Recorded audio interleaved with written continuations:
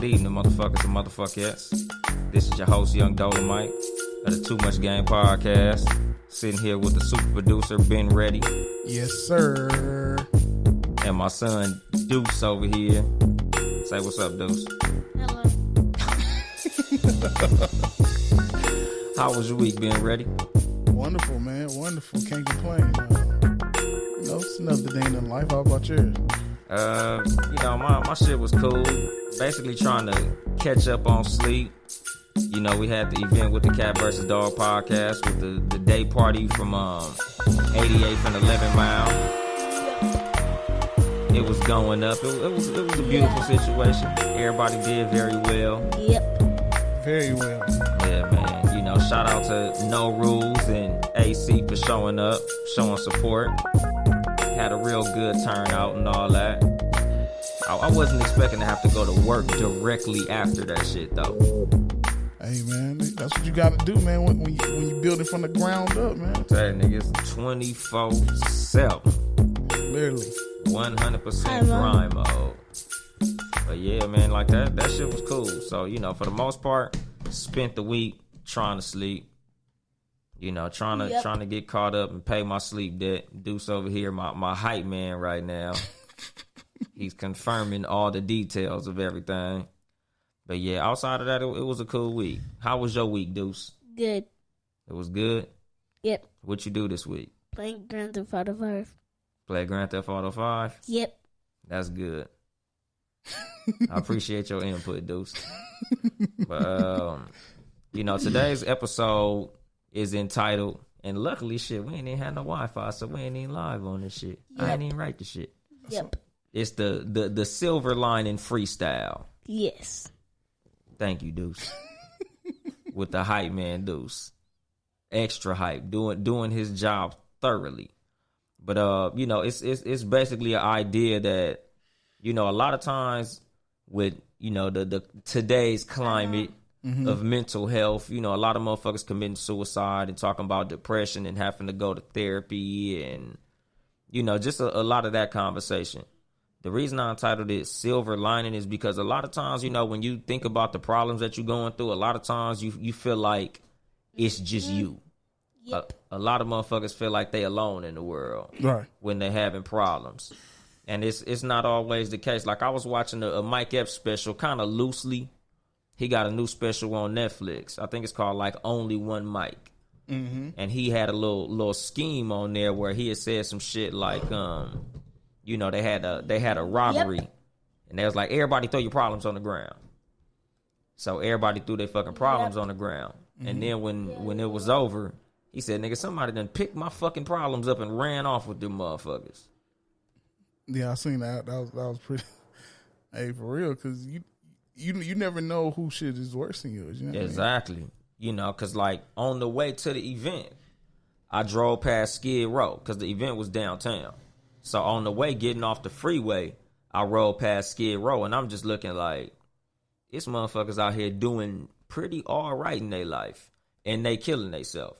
And then you look at these motherfuckers that's completely homeless, and they chilling. Like, nigga, have you like really rolled down Skid Row? Yeah, I hate downtown, man. Nigga, them niggas got couches, like they big hanging out.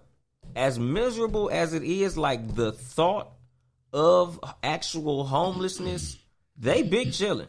They got mansion tents. Nigga, they literally making the best out of that shit. Like some of they little tents is set up nice. Like, you know, it looked like they got electricity. These motherfuckers eating every day. These motherfuckers big, you know, hanging out, visiting each other. I rolled past one tent. It was a couch. It was literally like 4 niggas sitting on the couch, 3 standing up on either side of the couch. It was niggas in the middle of the street. They was chilling. I'm like, you know what? For them, it ain't that bad. So it's like for some people to look at, say, taking a loss, something not going right, something going bad, a relationship failing, and you looking at it like the fucking world is over. And it's a motherfucker literally homeless, living in downtown L.A., who might not even have ate all day, and they chilling.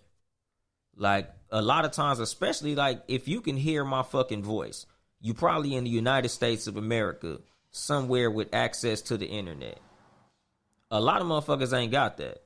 You know, like growing up in the 80s and probably years and decades before we was even born, when you didn't want to eat your food, you know your mama's favorite thing to tell you when you ain't want to eat your fucking food. It's motherfuckers in Africa starving, wishing they could have some of them Brussels sprouts. Mm-hmm. You know, and when you think about it, as far as perspective, it's right. Like a lot of what you think is the worst shit in the world, it's motherfuckers that would kill to be in your fucking shoes. Facts. Even with the failed relationship that you had, even with everything going wrong in your life, it's a motherfucker laying in a bed with stage 4 cancer. Like, motherfucker, nigga, I wish I could be sitting, you know, in perfect health getting dumped by my boyfriend. Like, I wish a motherfucker would have repoed my car. Like, nigga, I would love to be sitting somewhere, you know, crying over some bullshit. You know, oh, I just got denied for this job application. Like, yeah, that sucks. But there's always something on the end of that. Like, like as a young motherfucker, I remember being in junior high when I actually thought about suicide. Not an actual serious consideration, but like really like, man, I should just kill myself. Nigga, 12 years old, I literally was failing every class in junior high in 7th grade. Nigga, I had an F in everything but PE, because of course a nigga gonna do well in PE. I had an A in PE. But nigga, I was failing my elective. Yeah. Like, nigga, I was failing art class. But you probably wasn't doing nothing though. Like, you just I was going chilling. Yeah, chilling. Yeah. Literally didn't give a fuck about school, basically. Like, you know, when you get to work and you just like, fuck it. Because I never was the type of nigga who failed tests. It wasn't a situation where I couldn't handle the work. It was that I just didn't feel like doing the work. Like, I just was a lazy fucking kid. Mm-hmm. Like, I knew I was intelligent enough because when I would do my tests, I would literally have the best grade on tests in the class. So, like, when they would hold, like, you know how you look at the back of the classroom and they got, like, all the top grades, the passing tests, my shit was always at the top. Like, oh, Anthony Webb, 100%, 100%, 100%, 100%. Then you go to the little paper that got the grades. I'm literally at the bottom. Like, nigga, I got the lowest grade in the class, but you look at all the tests and my shit is at the top. And motherfuckers like, how the fuck was you that smart and fail in all your classes? And I'm just like, I don't know. Lazy, I guess. You know, I just didn't apply myself. And the thought of that at 11, 12 years old was, I ain't gonna be shit when I grow up. Cause you know when you younger, motherfuckers tell you, oh man, if you don't do your classwork and you don't do your schoolwork, you ain't gonna graduate. You gonna be homeless. You gonna be this and you gonna be that. And looking into the future, it's like, damn, I'm failing all these. I'm gonna be a whole fucking bum. Mm-hmm. Like, I'm not gonna be able to get a job because I'm failing all my classes. If I continue on this path, I'm not gonna graduate high school, so I for sure ain't gonna be able to get a job. And it's like the thought of that, I'm like, you know what? Let me just end it here and fuck it. It's whatever. But it's, a crazy thought that made a nigga not kill himself. What the fuck I'm gonna do when Live 96 come out? I'm gonna be dead. That's crazy. Like, for real, my nigga. Like, damn, nigga, when the new Madden come out, I'm gonna be dead. EA Sports saved your life. Nigga, yeah, like when the new Nintendo system drop, I'm not gonna be here to play that shit. Fuck that. I'm gonna hang out. Nigga, when that Nintendo 64 drop, bitch, I'm gonna be playing that Mario 64. And look how they talk shit about video games. Exactly, nigga. Like, and that's what I tell motherfuckers as far as like when people going through depressive situations. Mm-hmm. Like when motherfuckers hit you with that, man, I just don't see nothing, going right, man. Life is fucked up, man. I don't know how I'm going to continue and all this shit. And I tell motherfuckers, man, you always going to have a reason to smile. You just got to focus on what your reason to smile is. Like I had a homegirl. Mm-hmm. Her boyfriend got killed. And at the time, her boyfriend, they had one of those relationships where they life was so intertwined with each other. It was like they couldn't fucking function without each other. So this motherfucker ended up getting murdered. And she just went into a deep fucking depression where all she did was sit there fucking crying all goddamn day. Like, I can't live without her. Like, bitch, you got a baby. If anything, at the end of the day, if you feel like you ain't got shit to live for, at least you got a motherfucking child you got to live for. Even motherfuckers without kids. A lot of people who feel like unfulfilled because they didn't have children, it's like motherfuckers, some of these motherfuckers, like, you don't know who you got looking up to you. And that's some shit that a lot of motherfuckers kind of discount when it comes to moments of depression and times of feeling less than stellar. Like, as minuscule as you think you are in the grand scheme of life and in your social circle and shit like that, there's motherfuckers who look up to you. There's motherfuckers who, you know, like I said, they want to be like you. They looking at what you got and they like, shit, I wish I had that shit. Like, and you might not have much in your eyes. Like, I remember when I was a broke nigga, I had motherfuckers looking up to me. Nigga, I had a 88 Camry station wagon that ran okay because it's a Toyota, so they run well even if you don't take care of them. Fucked up, no stereo, no air conditioning, nigga. I was just out here riding around. I had bitches, so that was something that, you know, niggas was like, man, I'm trying to be like you, nigga. You got all the hoes. And I'm like, I'm trying to be like you. You got a job. I got a lot of hoes, but I'm broke as shit. Nigga, if it wasn't for these hoes, I might not have been eating every day, nigga. Like, I was doing terrible. I was a bum fuckboy ass nigga at, you know, in my early, you know, adult life. But again, it's you don't know who's looking up to you. Like, you don't know who's looking at you like, man, I want that. You know, like, so you got to look at shit like that. Like me, when I look at, like, when shit is going very fucked up, I always keep a little short list of shit that I'm like, no matter what happens, I'm living for these motherfuckers. Like, so no matter how bad life is, you hear this motherfucker saying, yep. I can't end it because of him. I have a wife. I can't end it because of my wife. I can't end it. I got a daughter. Like, I got motherfuckers who looking up to me. I got motherfuckers who I'm responsible for. I got motherfuckers who I got to take care of. Even motherfuckers who don't got no kids. There's somebody younger than you watching you. You got little cousins, younger siblings, you know, younger motherfuckers at your job, just motherfuckers who you've come in contact with. Like, just think about how when you go to a funeral, it's hundreds of motherfuckers, and the funeral is for a loner. Like, you know, I got relatives who, you know, they fell to drugs.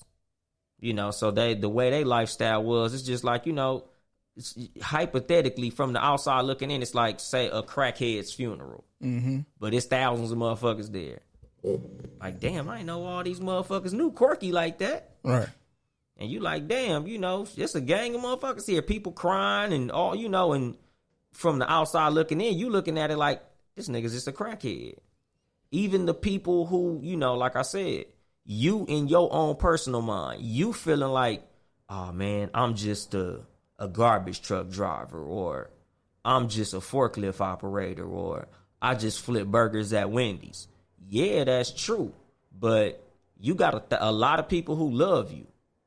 It's a lot of motherfuckers who, even though you might feel like what you doing ain't much, it's a big crowd of motherfuckers that if something happened to you, they be fucking devastated. You know, and it's a lot of motherfuckers like that. Like, a lot of times you feel like, you know, it's just you in this motherfucker. And like, it never is, because, you know, excuse me. A lot of people, I don't know what it is. I don't know if people just, they back themselves into these social corners or whatever the case, but sometimes we have family that's trash and, you know, leave niggas to the side. But, you know, you got friends that's here for you, you know, that care about your existence. Real friends. Exactly. You know what I'm saying? Friends that know your your birthday without Facebook. Without Facebook, Yeah, you know what I'm saying? without having to get the notification. You feel me? You got friends that call you on a regular, just hey, what's going on? You know, they hear, but sometimes we get so caught up in life itself. You forget about all kind of shit, and sometimes you think they forget about you. I had a homie call me recently, like, hey, like we got a problem on there. I'm like, nah, what happened? He like, man, I just thought you ain't fuck me. I ain't heard from him. Like, dog. That's not even the case. You know, I fuck you, nigga. We go back before the sandbox. You know what I'm saying? Exactly. So it made me think like, damn, nigga, I'm a badass friend. Like I'm leaving people hanging out here. You know, so you never know how people feel about you. Cause I feel like I only got a certain circle, but it's more than that because people start reaching out. So it's like, damn. It's me that's been fucking. I'll back myself into this corner. You know what I mean? Exactly. So, like you realize how many people fuck with you yep. when you kind of fall back a little bit. Right. You know, because like that's how it is with me a lot of times. Like, you know, most motherfuckers who know me know I'm a recluse. Like I'm very big on my personal space. I'm very big on solitude and just being to myself a lot. And it be motherfuckers hitting me up and I'm like, God damn, nigga, this nigga calling me. Like it be times I be asleep. And 4-5 motherfuckers done called me. And like me personally, I be feeling like I don't fuck with nobody, don't nobody fuck with me. But then when you look at your recent calls and missed calls and shit like that, it's like, you know what? A lot of people kind of really fuck with me. Yep. You know, like you really realize who fuck with you when you fall back and shit. Where cause me and you have similar personalities when it comes to stuff like that. Do you think growing up in hardship, how we grew up, that has a effect on how we are mentally now, or how our personality is? Like niggas is just like on some, you know, like you said, I need my space. Like I'm leaving. I'm going off the grid probably next month, nigga. Social media. I'm leaving the state just to be like, nigga, I need room, creative wise, everything. Yeah, because you know you have to have that. The type of person I am, I have to have that. Leave me alone. Yeah. Just let me do it. I know what works for me. I think the way that you grow up, you know, you grow up in the hood, grow up in hardship. We talked about it earlier on Cat versus Dog. Do you feel that carries on, the mental side of that carries on until you grown, and this is what we have here now, how our personalities are now? Yeah. Because, like, with me, like, I tell motherfuckers all the time, like, just from being raised by a street nigga, to this day, I don't introduce myself by name. I rarely say, hey, what's going on? My name is this. Mm-hmm. I'll ask you your name, but I never tell niggas my name. It's a lot of people who I used to play basketball with literally for a decade that never knew my name. They just knew me as the light-skinned nigga with the braids who could jump. Like, oh, that's homeboy who be dunking on people. Oh, that's the nigga with the crossover. But they can never tell you my name because I never told niggas my name. Because I was raised by a person who told me, never tell niggas your real name. You never know what you have to do to a nigga. Yeah. So I never told motherfuckers my name. Like, I would give my nickname to everybody. Only motherfuckers who I know who would know my name is niggas who I either grew up with, my girl who I possibly lived with, or some shit like that. But I never told niggas my name. Just like I never took pictures with niggas. Like, so, like, you know, the gang that I affiliate with, mm-hmm. There's no pictures of me and these niggas.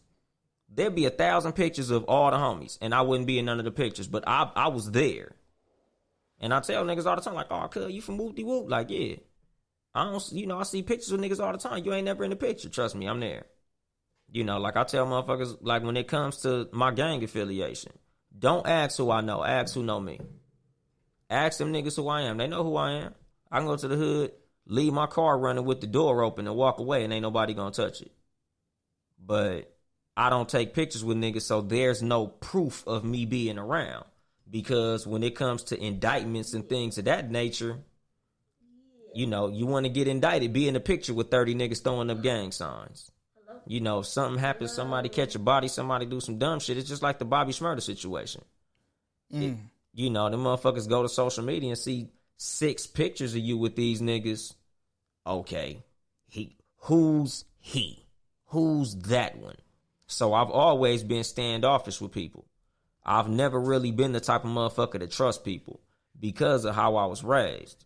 So, you know, I have a level of solitude that I'm trying to break, especially now because of the endeavor that I'm in with podcasting.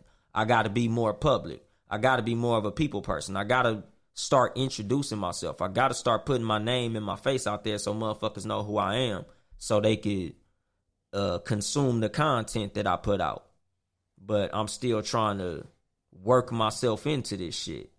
But it's like a lot of motherfuckers, like, you know, you look at where you are in the spectrum of social shit, and you looking at it like, man, you know, like, I ain't got no friends. Don't nobody like me. Ain't nobody checking for me, because you look on social media and this motherfucker got 50,000 followers and they getting 10, 20,000 likes and shit. And you post a picture and you only get, say, 5 likes. So that's like, oh man, I'm not getting a lot of likes. Don't nobody really fuck with me like that. You know, wouldn't nobody miss me if I was gone? And it's like, just because you not getting likes on social media don't mean it's not 1,000 motherfuckers out here that love you. You know, like, I've never been to a funeral and there was only 3 people there. No matter whose funeral it is. You say you never? Yeah, I ain't never been to a funeral and there been 2 niggas there. Like, I ain't never been to a funeral and ain't nobody tripping. Like, you know, no matter who you are, it's motherfuckers out here that love you. Whether or not they tell you, whether or not you feel like they show it in a way that you want them to show you, it's motherfuckers out here who love you. Like, you got a reason to be alive. You know, like, no matter what you going through, a lot of this shit temporary. You know, a lot of times, no matter what terrible situation you in a position to change that shit. You in a position to where you can make that better. And a lot of times, the harder the situation that you get put in, the bigger the victory it's going to be when you come out of it. You know, because I'm a strong believer that the greatest feeling in life is relief. Mm-hmm.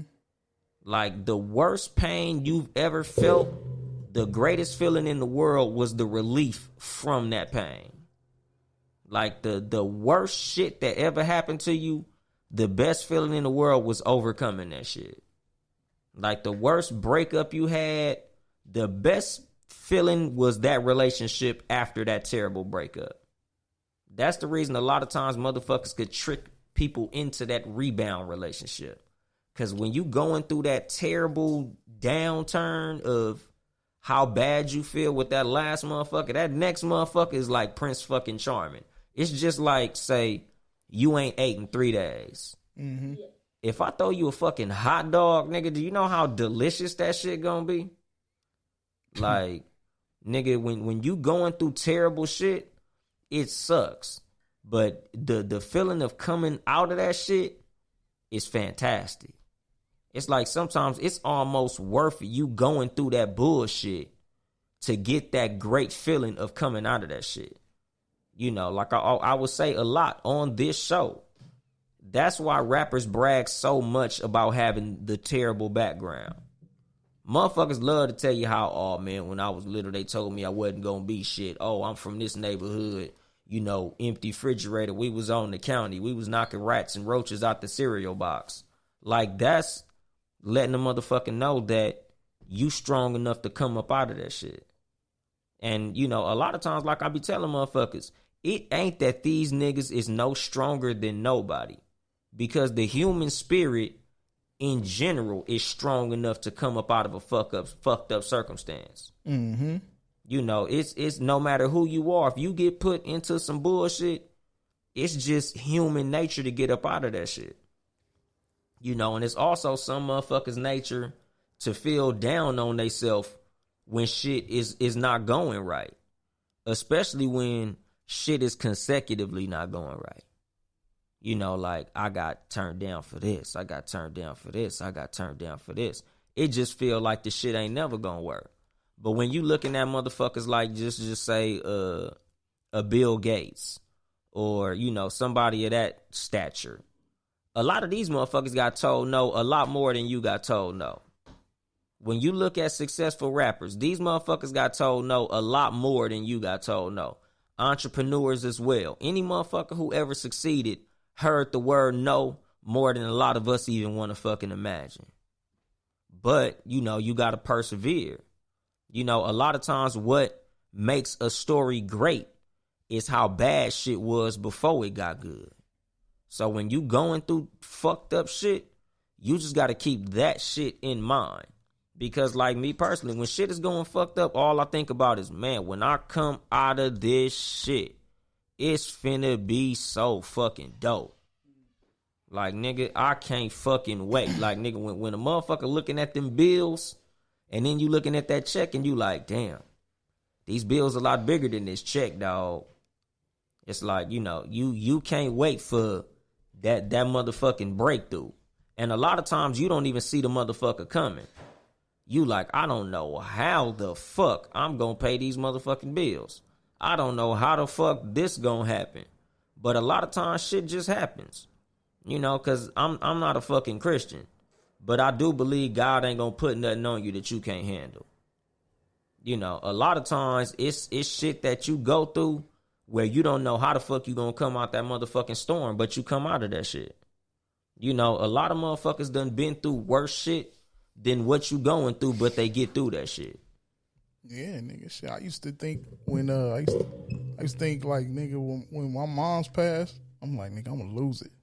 You know what I'm saying? And I mean, mentally you break down, but I didn't think I was coming back from that. And not only to lose my mom, but now I got a 10-year-old to take care of at the same time. You know what I'm saying? So I'm like, nigga, mentally I was all over the place. Yeah. But it was enough to break me down and have me be one of them people to be like, you know what, I'm done with life. I could have took a wild turn. Yeah. But, you know, I couldn't let my sister down like that. Exactly. And that's what I'm saying. Like, you know, when you in that low point, it's like you think about that shit. Like, what the fuck my sister gonna do? Exactly. If I end it now, what? So it's like, you know, when you in your lowest points, you got to keep that shit in mind. Especially because, like, now, like when we doing interviews on motherfucking, you know, CNN and red carpets, and it's like, you know what? You know, was there a point where you thought townhouse media wasn't gonna happen? Yes. Nigga, exactly. And that's gonna be the main bullet point of all the shit. All right. You know, when they do a motherfucking biopic, it's not gonna be, oh, everything went so great. Like, when the fuck have you ever seen a biopic where a motherfucker just everything was fly? Shit, the down shit is the shit that everybody want to see. Exactly. The struggle, everybody want to see the struggle and what happened. How did it get here? Niggas don't care about the outcome. We see the outcome already. We want to know what you went through. Exactly. Like, no, you know, that's where the respect comes from. You know, like in the episode I think I did maybe shit, like early in this shit, the potential energy episode. Like the worse shit gets, the better it's gonna feel when you come out of that shit. You know, it's like a lot of motherfuckers look at poor circumstances and it feels like there's no getting out of it. Like, you feel like this is permanent. Like, I ain't never gonna get out of this shit. This ain't never gonna happen. But who was that? J.K. Rowling. J.K. Rowling's the what is that? Harry Potter Harry books. Potter, yeah. Nigga, she was homeless eating out the fucking trash can. Like, it's motherfuckers doing fucked up before shit finally hit for him. So you looking at shit like, man, I done got denied for my third job. I got this motherfucking degree and it ain't happening yet. Everything don't happen on your time. You know, it's like the Christians say, you know, God don't come. What do he say? He might not come when you call him, but he always on time. Mm-hmm. You know, a lot of shit is like that.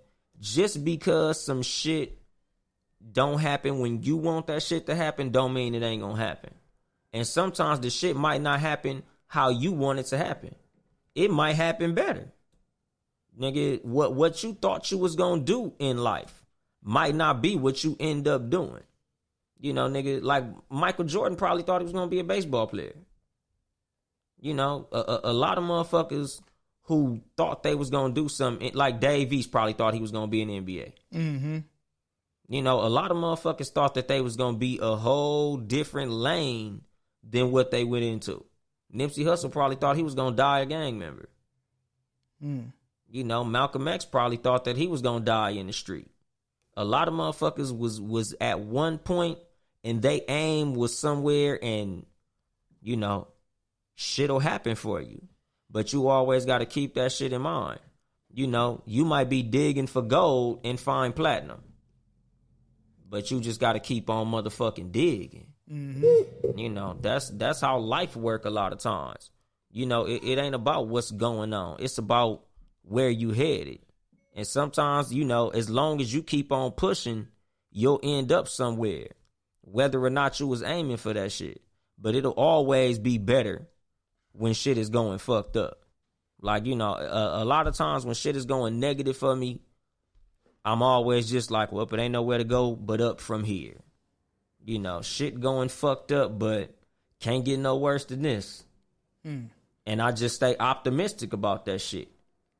Yeah, because it ain't going to stay bad forever. If you have ambition and drive, everything shit can change. If you just give up or you just get lazy, like, you know, I was talking recently about, you know, similar to how you feel, like how we have to change and do shit different with this podcast shit. You have to go talk to people and, you know, get out there. And some people don't know that shit is tough when you used to being, you an introvert and you don't fuck with people like that. And that shit is tough. Hell yeah, nigga. Like, I had to pep talk myself and shit, nigga. And I'm about to go to this day party. You know, yeah, nigga. I see somebody, I'm gonna chop it up. They look for something important, and I tried it. You know, I talked to a girl from the podcast next door. And she said she hate Leos, and I act like somebody called me. Man, goddamn, yeah. I had to get up out of there. Yeah, she was something else. Yeah, a handful. Yeah, to say the least. 2 hands full.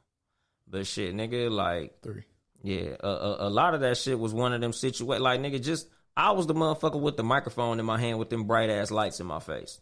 And like I always tell niggas, I am an introvert. Like I was telling CJ, I could sit here and talk into this microphone in front of my phone because it ain't nobody here but me, you, and these mics. So it's not like I'm not imagining thousands of niggas downloading and streaming this shit. I'm just sitting here with this motherfucking microphone talking literally to you, my son next to me. I'm in my comfort zone. I'm in a comfortable fucking setting. But when we at the fucking day party, it's thousands of motherfuckers. It's bright ass lights, cameras, you know, semi-famous motherfuckers. Yeah, it's hot than a motherfucker. I'm sweating and shit. I got this bright ass light on my yellow ass forehead, nigga. I'm looking like the ghost of December in that motherfucker. You know, and I'm sweating and shit. But it's like, nigga, I'm doing something that's way the fuck out of my element. And when you looking at motherfuckers who you feel like is doing better than you, a lot of times what I like to tell myself, whether or not it be true, is, man, that nigga probably way out of his element too. That nigga probably just as uncomfortable as I am. Because when you look at your problems, when you looking at all the motherfuckers who look like they got shit figured out, trust me, they got just as many problems as you, if not more. Like, something I used to always say is, I ain't never wanted another motherfucker life because I ain't know how many dicks they had to suck to get where they at. Like, nigga, I don't know what that nigga did to get that. I don't know what that motherfucker did to get there. I don't know what that motherfucker did to get in that position. He might have did some shit that I would never do. Like, when they, you know, back in the Illuminati rumor days, you know, they used to love to say, oh, you know, a lot of these rappers sucking dick to get their deal. Right. A lot of these niggas getting fucked in the ass to get their deal. Those rumors may not have not came from nowhere. True. Somebody might have actually had to go through that to get that. So when you look at what another motherfucker got, you got to realize they did some shit you probably would never do to get where they at. And a lot of times when you look at where you at, you doing a lot better than a lot of motherfuckers. Like, I remember when I was younger and I was sitting in class and I think I was probably 9th grade. I was homeless. And one of my teachers, he was from Mexico. So he was like showing a little shack that he was raised in on the overhead projector and shit. And he like, yeah, you guys over here complaining and you're in the United States, the land of opportunity. Look at, this is the shack that I lived in and blah, blah, blah. And I'm like, so what, bitch? I live in a Cadillac. Like, I didn't say it out loud, but at the time, I literally was sleeping in a fucking car. The fucking sunroof was busted, so we had a black trash bag covering the top of the car. Like, nigga, I'm sleeping in the car with my two brothers, my sister, and my mom. We 5 deep, living in a fucking Cadillac.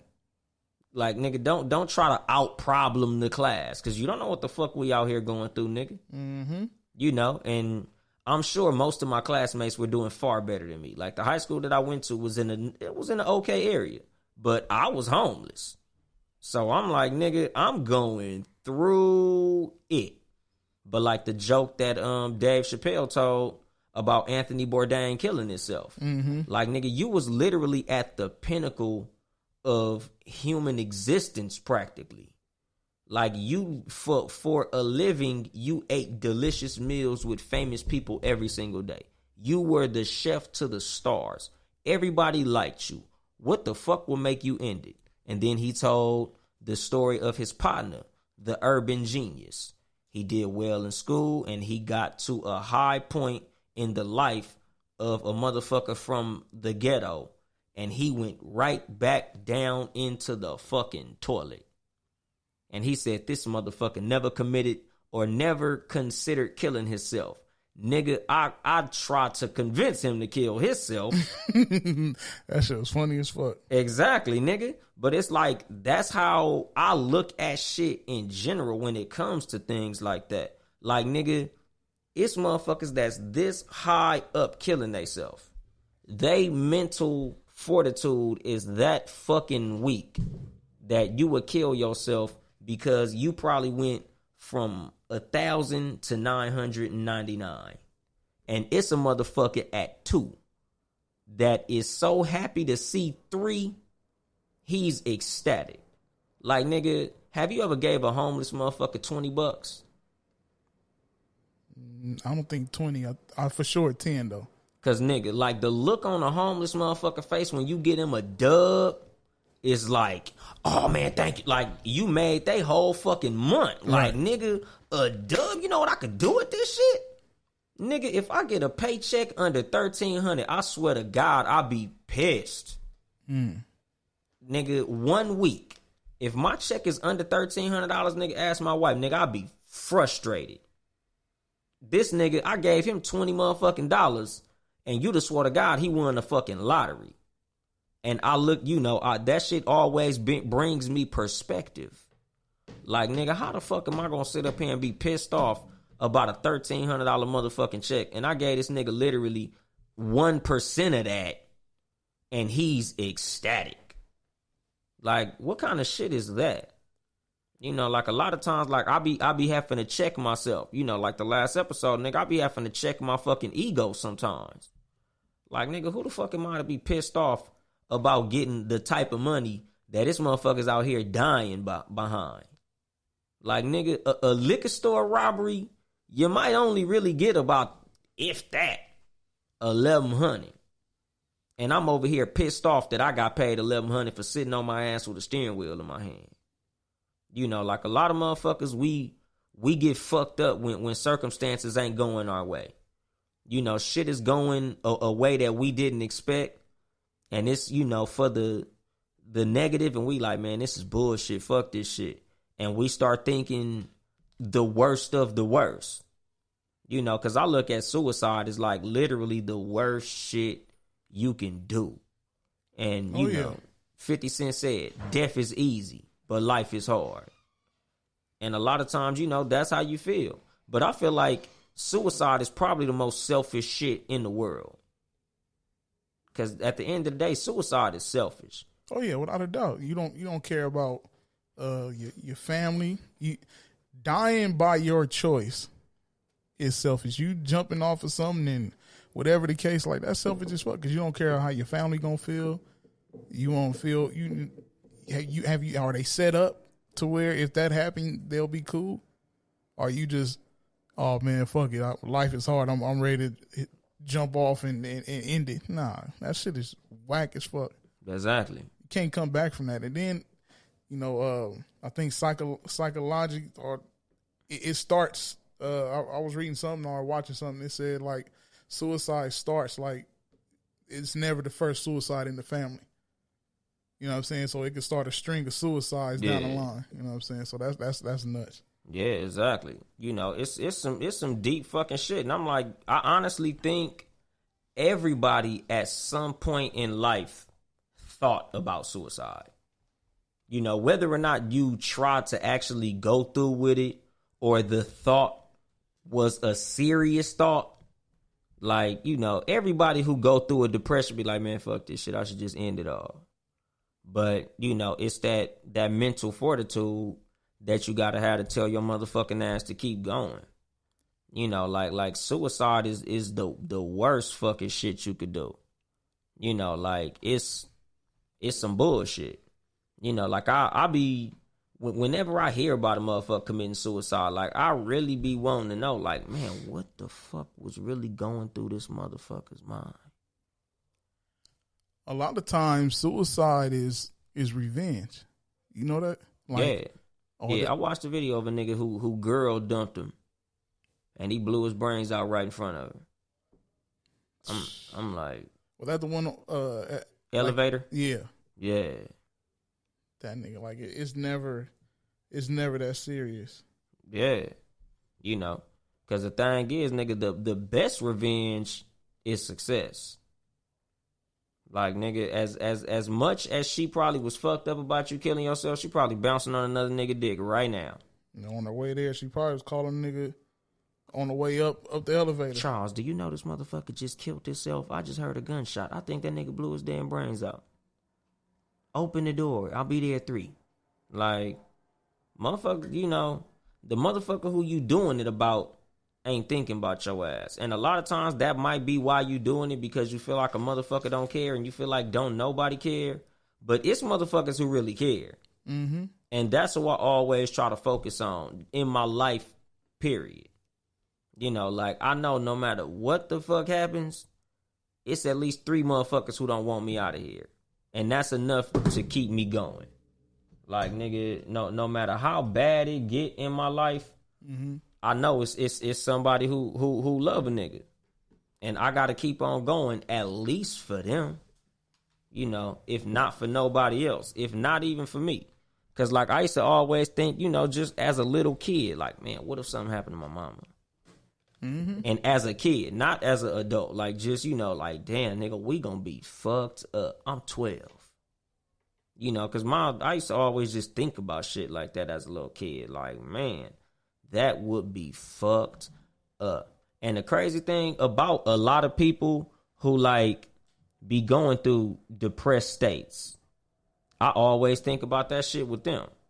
Like, when you see motherfuckers post real sad statuses online, yeah, it be like, damn, homie, I really hope homeboy all right. Because it's like, man, what if this nigga killed himself? Because a lot of times motherfuckers, you know, and with the fucking whole social media generation, like, there's motherfuckers who, you know, when you post some sad shit, you know, you got the motherfuckers in the comments, oh, you know, call me if you need somebody to talk to, and, you know, shit like that. There's always motherfuckers willing to give you the fake sympathetic little shit. And, you know, sometimes, man, you gotta take the fake sympathy. You know, just that alone to keep a motherfucker going. Because even with the fake sympathy, some of those motherfuckers really care. You know, you got 4 or 5 motherfuckers who just asking you how you doing to be nosy to see what the fuck is going on.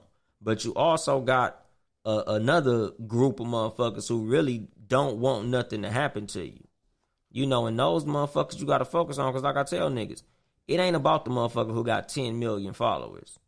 Because those motherfuckers sometimes feel more alone than the nigga who got that solid 3.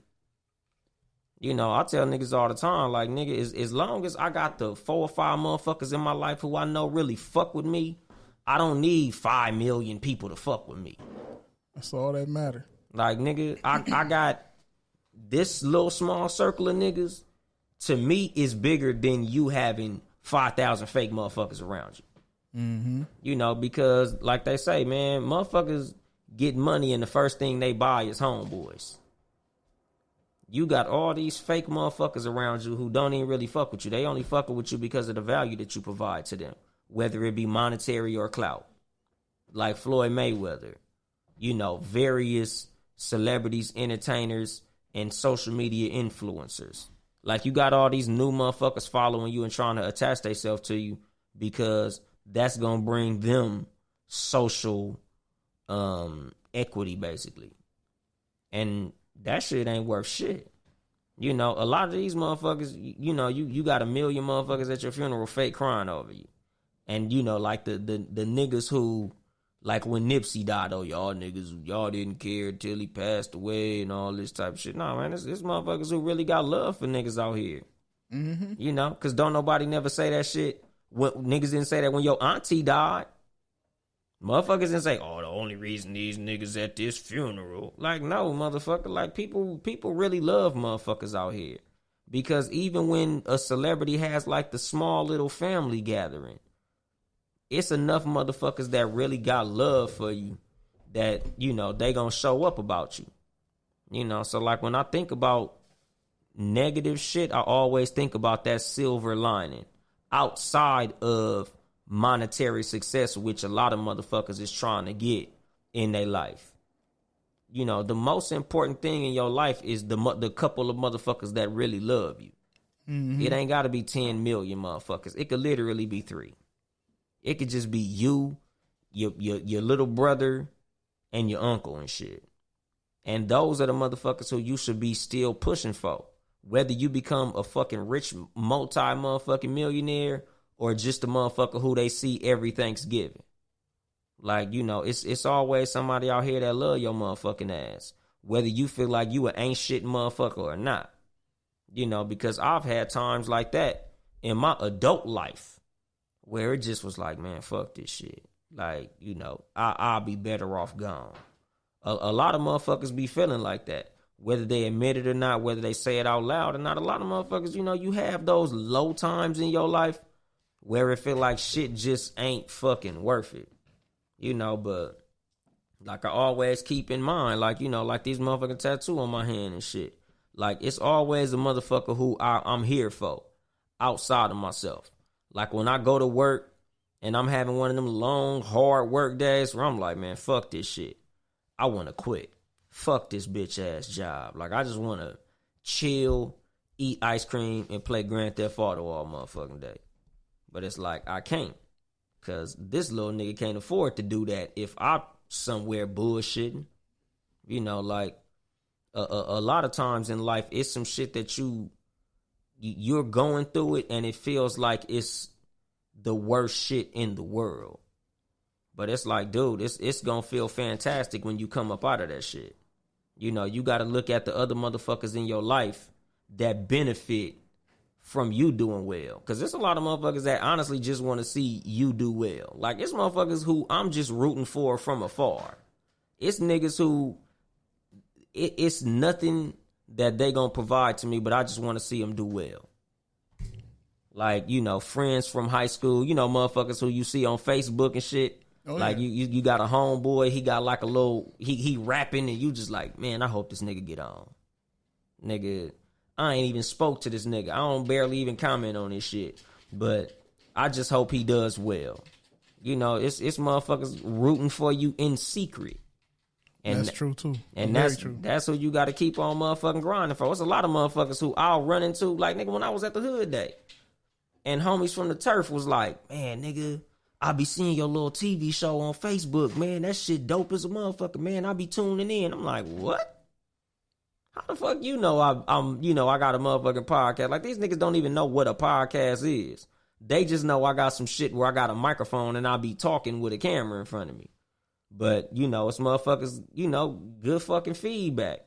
Motherfuckers hitting my DM and shit telling me they like the show.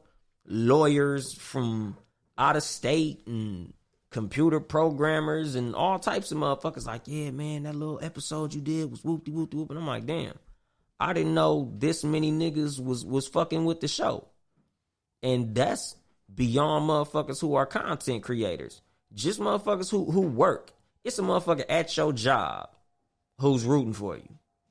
it's a motherfucker who you walk past every day on the way to the bus stop who rooting for you. Like, them motherfuckers saw you walking to that motherfucking bus stop for 2 years. Then you went and got your little Chrysler 300 little hoopty, and they like, man, I'm so glad to see, you know, homeboy not getting on the bus no more. That little nigga, you remember a little homeboy on the corner who was walking? That nigga got him a car. It's motherfuckers is happy for you.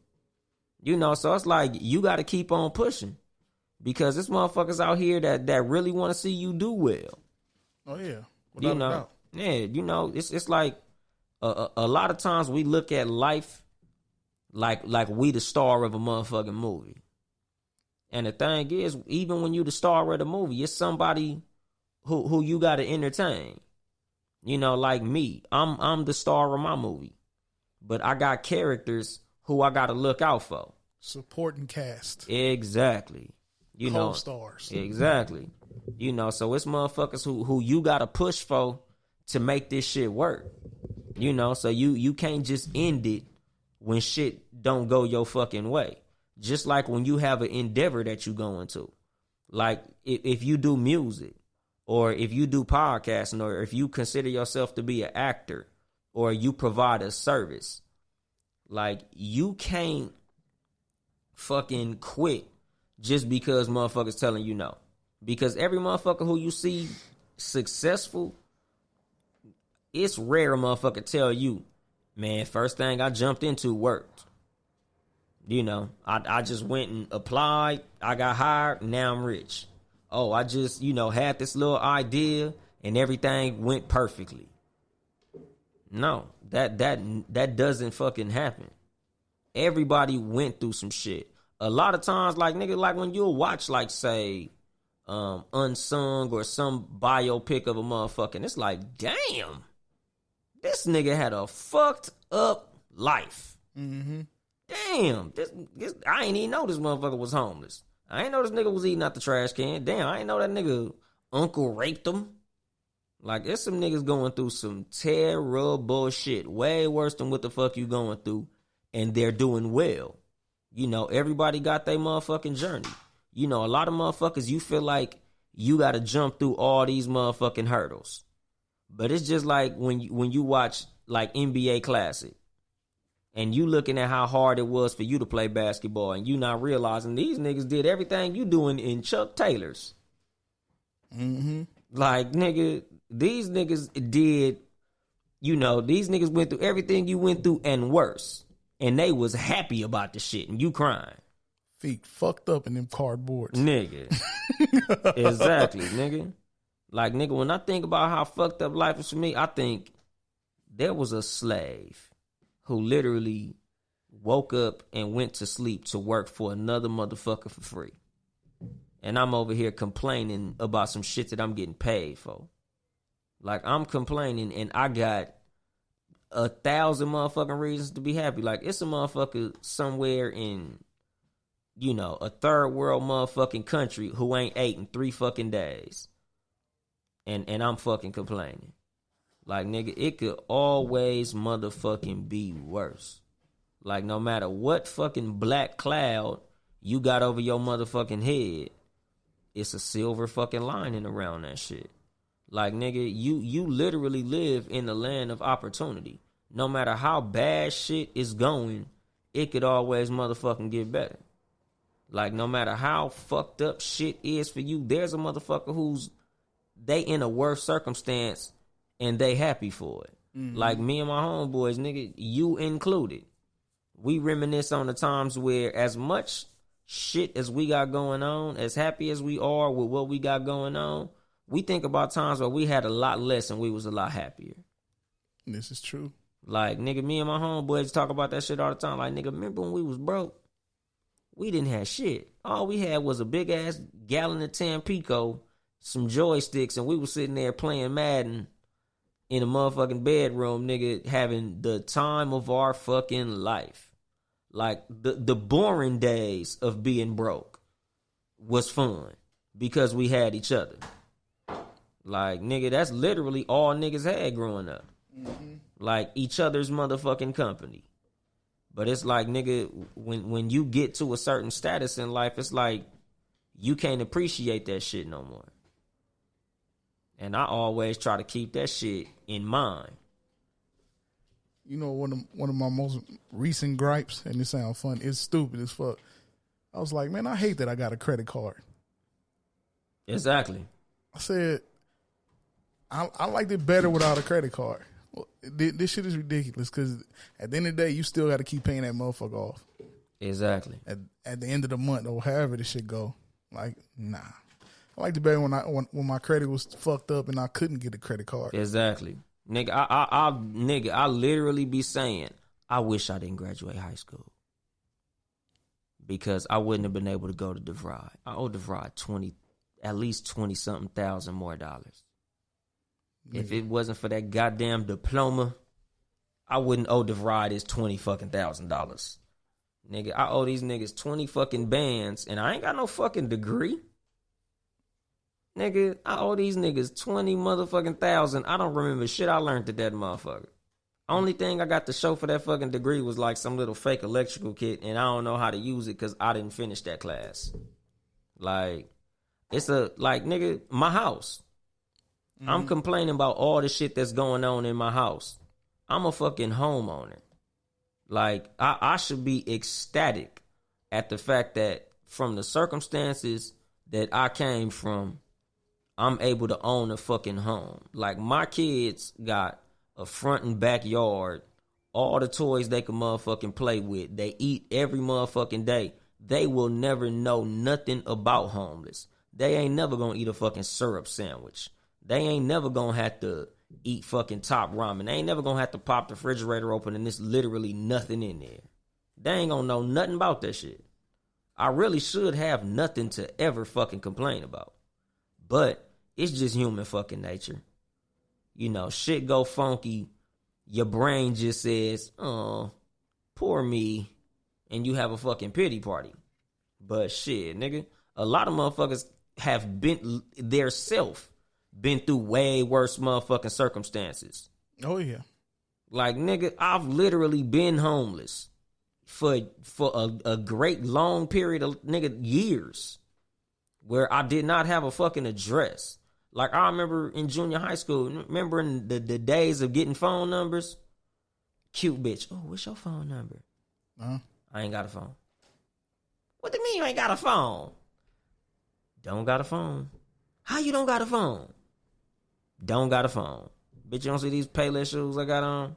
You think I got a phone? I can't even afford Nikes. How the fuck you think I can afford a phone? But, nigga, my kids ain't never gonna have to go through that shit. Mm-mm. So I literally don't have shit to legitimately complain about. And a lot of motherfuckers who under the sound of my voice, again, nigga, if you can listen to podcasts, you got to be doing all right. I don't think nobody listening to this motherfucker from a box. If you are, find that nigga with that couch. Nigga, take your ass to Skid Row, nigga. Them homeless niggas booming. Like, the smiles on the faces made it not as depressing as it was when I first turned onto the street. Mm-hmm. Because when you first turn onto that street, it's like, damn. You get depressed. It's like, fuck, this nigga's really out here doing bad, man. Like, god damn. But then you look at the looks on these niggas' face, and it's like, hold on. These niggas is happy. I see niggas laughing. I see kids throwing footballs and shit. Like, these motherfuckers out here partying. And it's like, hold on, nigga. How the fuck I'm gonna sit up here and complain about the bullshit that I'm going through? And these motherfuckers is going through, in my personal mind, the worst of fucking circumstances. And they happy. Because at the end of the day, I look at true wealth as happiness and peace of mind. And I got all this shit, but I don't have that shit. These niggas ain't got shit. And they happier than me. I got life all fucked up. You know. And that's pretty much the practical motherfucking wisdom. Like, nigga, don't gain all this monetary shit, all this bullshit, and lose what's actually important, which is love, peace of mind, you know, good interactions with motherfuckers, leaving a positive image on other people. Because I don't look at the measure of what your life is as what you were able to acquire. I think that the measure of what your impact is in life is the positive images you left with people. You know, how they viewed you, what impact you had on their life. You know, like I always say about the whole reason of me doing Too Much Game. I feel like me doing a podcast that could possibly help motherfuckers in their life is a lot better than me doing a podcast that just make niggas laugh all motherfucking day. Mm-hmm. And, oh man, that nigga podcast is hilarious. Yeah, that's cool and shit. But I'd rather a motherfucker say, man, I listened to Too Much Game and that shit made me really like finish college. You know, I listened to Too Much Game, man, that shit made me keep on going in this rap shit. You know, I listened to Too Much Game, you know, that shit made me really want to continue on this journey of A, B, C, D, E, F, G. You know, so when you going through life, man, just think about the positive motherfucking effect that you have on other motherfuckers. And when you going through something terrible, just think about how much better you gonna feel when you come out of that shit. You know, because the greatest feeling in life is, relief. The greatest thing that you can acquire and maintain in life is peace of mind. And I'm gonna drop the mic on that shit. This has been your host, Young Dolemite of the Too Much Game podcast. Sitting here with the super producer, Ben Ready. Yes, sir. AKA Tomahawk, AKA King Tut, AKA The Blueprint One, AKA Drunk Before Seriously Not Another Podcast the other night, AKA Mr. AKA. Hell yeah, nigga. Motherfucking Power Father. And my, short-lived hype man, my son Deuce over here. You know, we gonna be at you motherfuckers next week. Same bat time, same bat channel. If you would like to support us financially, it's patreon.com/Townhouse Media. Town E House Media. Support all the Townhouse Media podcasts. Seriously Not Another Podcast. 9-ish Friday nights. No Rules Podcast. Wednesdays, 5 p.m.ish, around there. Cat vs. Dog. Sundays, around 3 p.m. And Too Much Game, 5 p.m. on Sundays. Around there. Sometimes way after. Shout out to Warren Gold Clothing at warrengoldco.com. Artist Harvey Khan, who did the logo for the Cat vs. Dog podcast. 7 Saturdays Clothing, my clothing line. Shit. I think I'm gonna be done with that shit, man. I'll holler at you motherfuckers next week, homie. I ain't here to help you get bitches. I'm here to help you get better. Too Much Game.